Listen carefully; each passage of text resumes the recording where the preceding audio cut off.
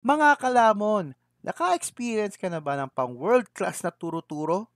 Kung hindi pa, tara, tikman natin ang pinagmamalaking dinakdakan at pork barbecue ng Morning Sun Eatery. Ang malupit pa dito, isa sila sa mga nakatanggap ng Michelin Bib Gourmand Award. Street food na pangmasa, pero pang world class ang lasa.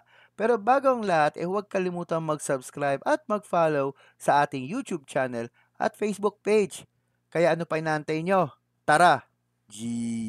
Matapos ang mahabang pila, halos 2 hours kami nagantay.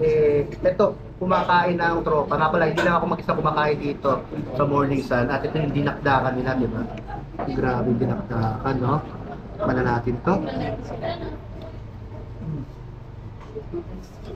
Solid.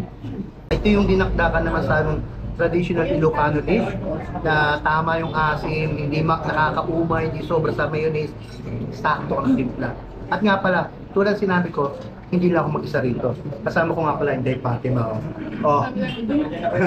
Mga dong, mga day. Diba? Ito yung sa mga dinadayo nila, itong barbecue na nagkakalagang 39 pesos. Yung laki. Kain we! Sarap ba? Sakto yung tamis, yung traditional Filipino barbecue. Kuwang-kuwa nito. Kaya ano pa inaantay nyo? Kita-kita susunod ko lamon.